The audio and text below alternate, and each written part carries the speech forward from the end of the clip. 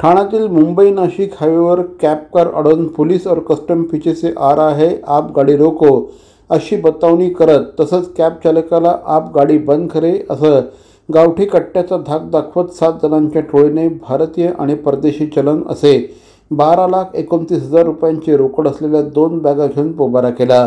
कोणतेही धागोदोरे नसताना टोळीतील 7 जणांना ठाणे खंडणी विरोधी पथकाने जेरबंद केलं। त्यामध्ये एका महिलेसह अल्पवयीन मुलाचा देखील समावेश आहे।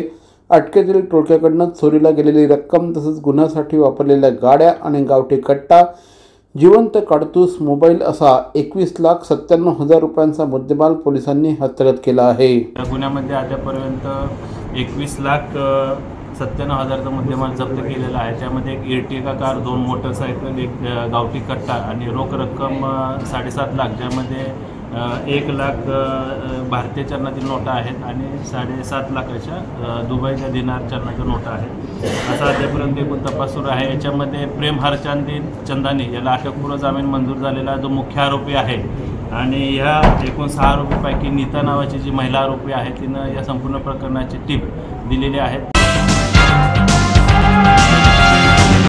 CP Goenka International School, nurturing talent at young age for scholastics, sports and performing arts in global perspective. Proud to have world toppers and country toppers in 10th standard Cambridge examinations. Ranked the best emerging school by the Times of India for personality over percentage, CP Goenka is the intelligent choice.